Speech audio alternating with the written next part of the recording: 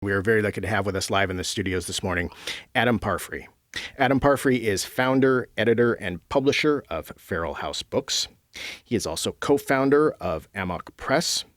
He is the editor of numerous books, a few of the titles which include Apocalypse Culture and Apocalypse Culture 2, Cult Rapture, Revelations of the Apocalyptic Mind, Extreme Islam, Anti-American Propaganda of Muslim Fundamentalism, and he is here to talk about his new book, which he co-authored along with Craig Heimbecker, Ritual America, Secret Brotherhoods and Their Influence on American Society, a Visual Guide. So start out, talk to us about what was your motivation in creating Feral House Books? Oh, Feral House, the company, yeah. Well, back when it started, back in the 1980s, there wasn't that much of an independent press at that time. There wasn't an internet. There was small publishers and other things. But I was in New York at the time, and I thought the book trade was really without riskier and weirder and stranger books, the kind of things I was drawn to personally. So we started a company. I found a guy who could bankroll it to the tune of about a $5,000 amount, who had a credit card, which I didn't at the time. And so I found a distributor, and we got on the road with that. We got into the major outlets, the chain stores and all that stuff. And it surprised me that we were able to do that so easily, and we got a very good response to some of our stuff. So talk about what type of books Feral House covers and maybe your selection criteria. Our selection criteria is actually what interests me personally. I have to put it on that level. I wish I was a little more businesslike about it and wondering what would sell or focusing on that and getting marketing groups and all that. We can't do that, So it's basically a personal interest level that gets our books out. And I do have an eclectic, and some people say weird and unusual taste, too. Can you give some examples of books that cover the different genres? Sure. For instance, if you go to your website, I think you have like 5 different genres under books. Right. Well, exactly. We do kind of a cultural issues, with books on music and on film and other versions of it. The books on film, for example, like there was one on Japanese monster movies. And the music is unusual music. Like we did a book that was unusual at first because very few people knew about it. It was called black metal music. It was a book called Lords of Chaos, and now it's being made into a movie by a Japanese director. And I co-wrote the script for it too, this is very exciting for me. And then a book that was pretty renowned for being out there is a collection called Apocalypse Culture, which I edited. And what was unusual about it is just stuff that wasn't really collected before in book format about people who did extreme things, and I thought they filled a perspective of being really out there in apocalyptic format that you wouldn't have. They were not covered in any academic books or any other formats, but these are the out there personalities, and I collected that together in Apocalypse Culture, and that went over well and was influential. Let's see, there's a book called Death Scenes, which is composed of a scrapbook of photographs collected by an LAPD homicide detective of mugshots and weird scenes. He brought that around to high schools to, I think, torment young people about what would happen to them if they committed crimes. The first kind of shock you treatment about how crime doesn't pay type of thing. And people were pretty upset by it because it was the first book that came out with photographs of that sort of thing, and people got upset. They thought it was not moral, and how can you have pictures of these dead people Um, that's a good question. But it was long past these people were alive or their relatives were alive, really, from the 20s and 30s of U.S. culture. Now there's dozens of books of that kind of thing, so it opens up other areas for people. We did a book on the group The Suicide Girls, which was unusual to me because these are women who basically ran their own naked poses, which was usually territory run by males, and these are people taking the whole matter in their hands, and that was a great influence on what people do. And they started in Portland, and then they moved down to L.A., and now they're kind of a big thing. So various things like that. A lot of your books, a significant number, appear to push the boundaries of publishing. Do you have a big team of lawyers that defends your publications? No, we don't have a team of lawyers. We work out of our home, basically. The thing is that we did have to deal with lawsuits because we put out, political investigations and other matters too. And sometimes that gets pretty hairy, but you have to deal with it, But we do take risks. That's the matter of the company, And so we have to deal with that issue on our own. We do have attorney we deal with, yeah. So we sometimes have to vet books with them and questions with an attorney, yeah. Okay, and also I would imagine running a small, or I'm not sure if you even classify Feral House now as small. It seems more medium, I guess.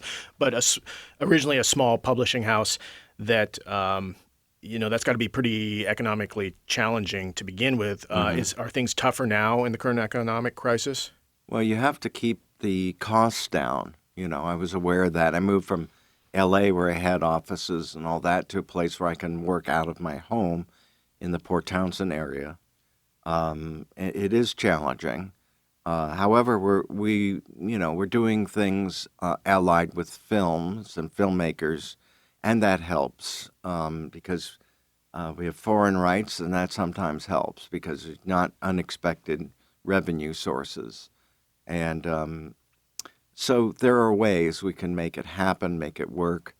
One is to keep your costs down, and another is to have other, revenue sources like the filmmakers and film option rights and foreign rights, things of this like that. Yeah. We'll be getting to your new book in just a sec. I was pleasantly surprised when I got a copy of your latest book, Ritual America, by both the content, but just the quality of the book. I mean, it's this large hardcover book that's just really nice quality. So, well, thanks, Mike. We pay attention to that matter. You have a book you want to keep because it's the day of the electronic publication and bits and bytes, and we want to, pay attention that we like physical books, and we want to pay respect to that and make it worth owning and looking at, And then finally, in terms of publishing, are things tougher now in the current political climate?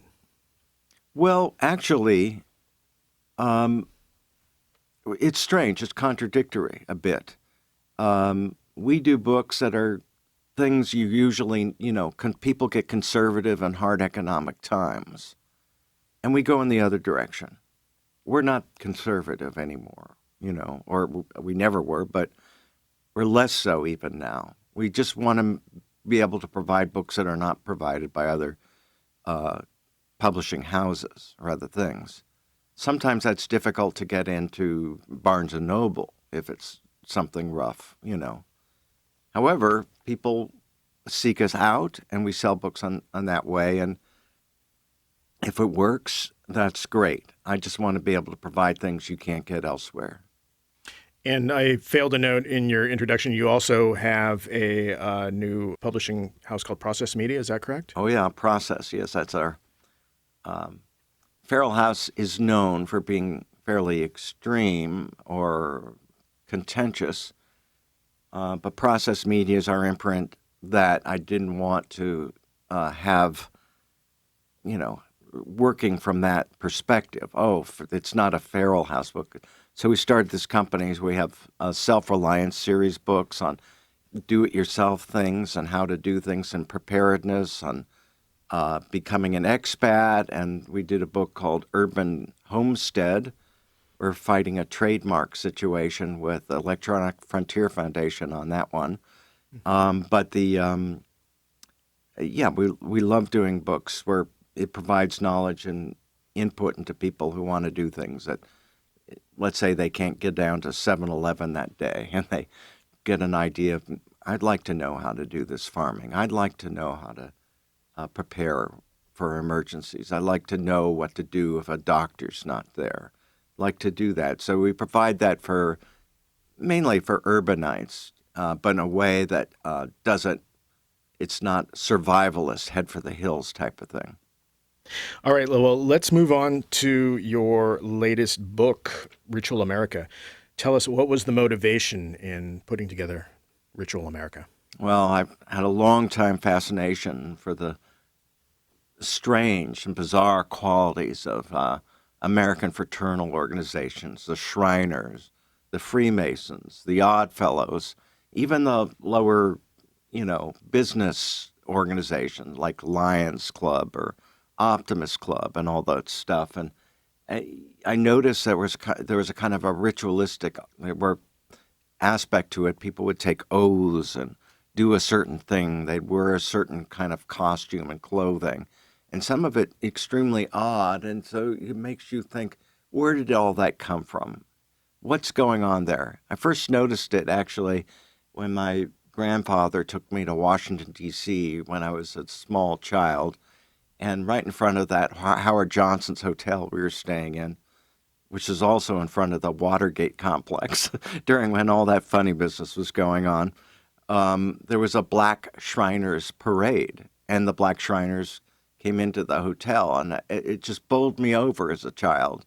What are these people doing? Why? And so I took that curiosity with me, and I've been collecting largely through the amazing thing called eBay, that people would sell their old scrapbooks and old personal photographs and strange little things you could not find in any bookstore per se or any other library anywhere. And I just was collecting these things for a couple decades, and I finally decided to release it in a way that was a very visual way, and just go at it not in a very esoteric and strange and way that most of these books encounter these things, or either crazy conspiratorial concepts. So that was the concept, and to make it as easier to read and to browse and be with as a magazine, So that's the intent of Ritual America, and also the intent was to show how broad the fraternal idea was in the creation of the country, and how at one point as many as a third of all people in the United States belonged to a secret society or some sort of weird fraternal order. It was very important to the daily functioning of American life for centuries or more. And so I wanted to say that it's hidden in plain sight. And rituals, it's not secret anymore. You can find anything on a Google search now. And so it's not, you go, well, what's the secret all about? When these organizations started hundreds of years ago, they were fighting the Catholic Church, really, in a other way of forming a Protestant type organization, and also one that the Catholic Church was, particularly in Europe at the time, they were controlling the banking and the means of distribution of goods or gold or banking situations. That was crucial to the time. And during the Revolutionary War, the French Masonic societies. They're called the Grand Orient, and Lafayette was involved in who collaborated with Ben Franklin and George Washington in the Revolutionary War fighting against the British. Had their own Masonic organizations, but they're far more exclusive than the ones in the United States and France. And so it's really a huge part of America. You drive into any town, you see this big sign, and at the front of the town you drive into, all these organizations you can go. You see signs for the Masonic Lodge, you see it for the Oddfellows Temple, you see it for the Optimist Club and Lions Club and Elks Lodge and all that stuff. And it just makes you think, who are what is this stuff, you know? And so I thought through that and did a lot of research, and that's where it is. It's very surprising how all-encompassing it is in the American environment, even today. Do you have a sense for, you said at one point in time, 1 out of every 3 Americans were part of one of these organizations. Do you have a sense for numbers for now? It's a lot less than it was at the turn of the century, 1900 or so. And that is because there's a lot less need for it. Basically, a lot of it was for entertainment of the father or the family as well.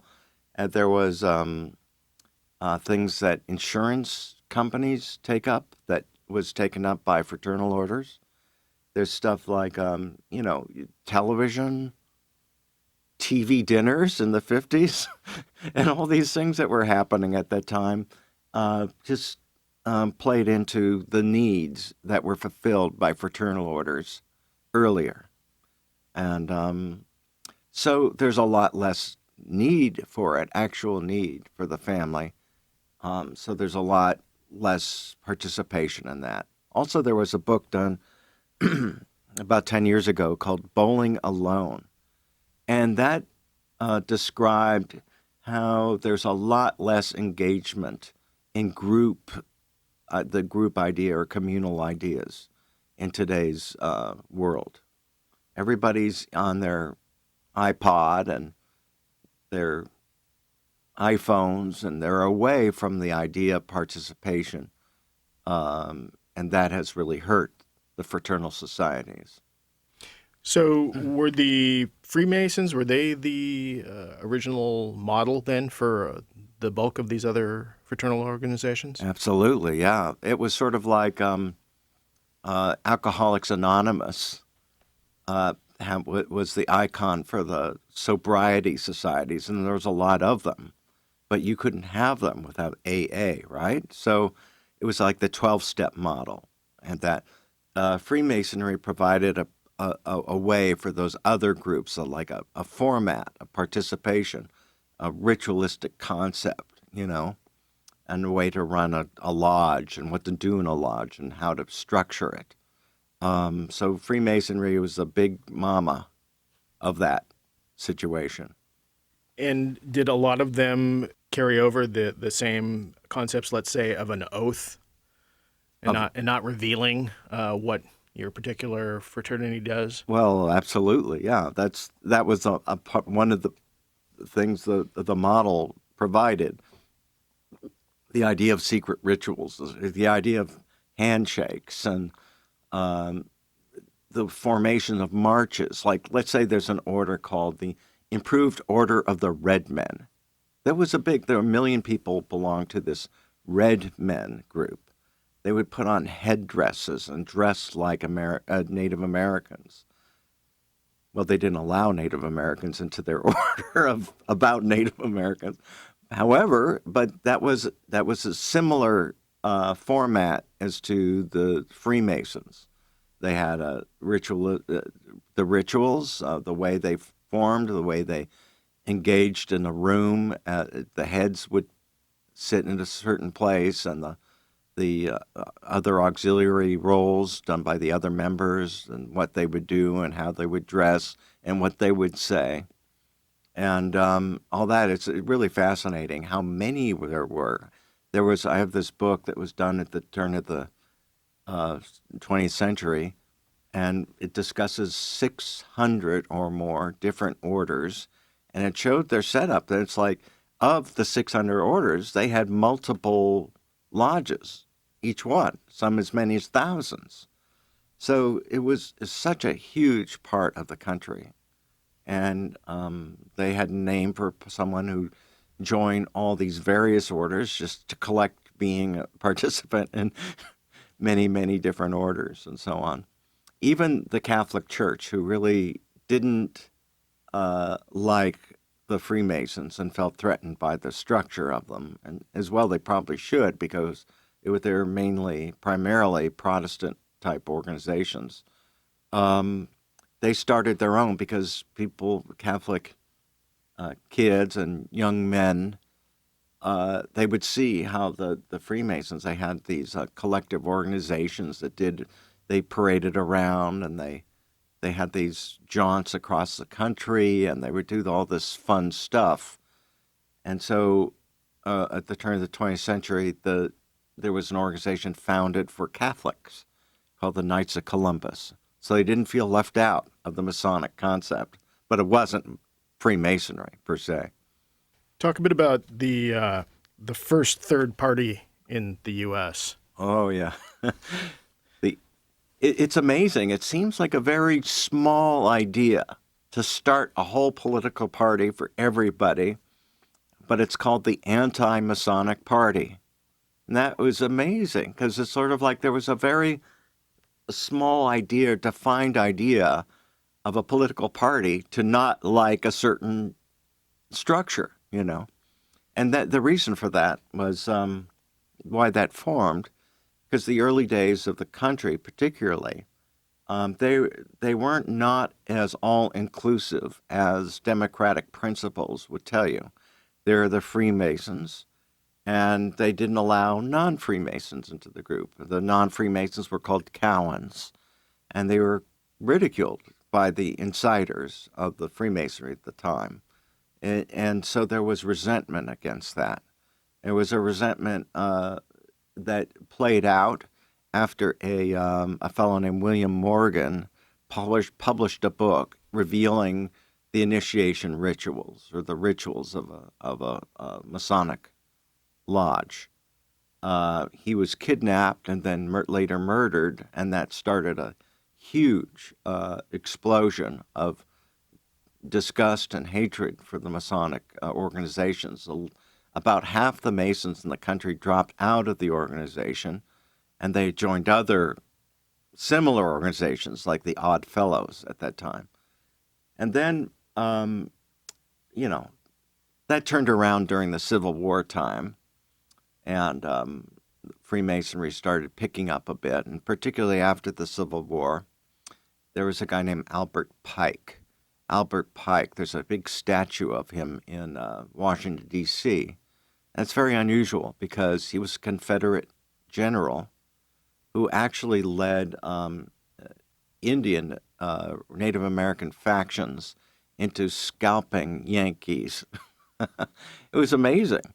So this is a bit of our American history not many people know. And he wrote new rituals for the Scottish Rite, or they called them the Southern Jurisdiction. They started in Charleston, South Carolina, but spread all over the country. And today, the Scottish Rite template is the biggest one in the country when you think of Freemasonry. There's a York Rite and others, but they're far less renowned and less of them in this world than the Scottish Rite that was really brought forward by this Confederate soldier who also was at the time, he was known for being a very big racist because of his belief system as formed by the Confederacy. So there's a very unusual stuff going on, the back end of the rooms, the racialist concepts, the misogynist concepts. Women were not allowed to be part of the Masonic organizations. And so they were allowed to be part of a subordinate order that served the men or the male. So, but this was, people say, well, this is what the country was like at the time. It's not specific. Well, that is true. That was more like what the country was. It was, the paternalist concept and the racist concepts. However, not everybody in a Masonic organization approved of having slaves, like Albert Pike did in the southern jurisdiction of the Scottish Rite Temple. So it's interesting. It's just the whole history of the United States and how it was structured, how the nuclear family was structured, how things happened at that time. It's all within the fraternal orders. They're just not like obscure people who wear strange costumes, and you can see them on the Honeymooners or, Flintstones. There was a huge, huge part of the country. What were the qualifications to become a Freemason if they were making fun of those who weren't? Was there some high threshold to become one? Well, sure. There are also different types of organizations for different types of people. There are the higher, wealthier people, the bigger businessmen. They might join the Scottish Rite. Then the Oddfellows is more of a blue-collar type of fraternal organization. Labor unions created their own little, like, Masonic-type organizations. It was so wide-ranging, that it filled every need at the time for that type of group. And so people forget that. They think it's just that, Barber on Mayberry RFD joined. Nearly everybody belonged to these groups at one point in the United States.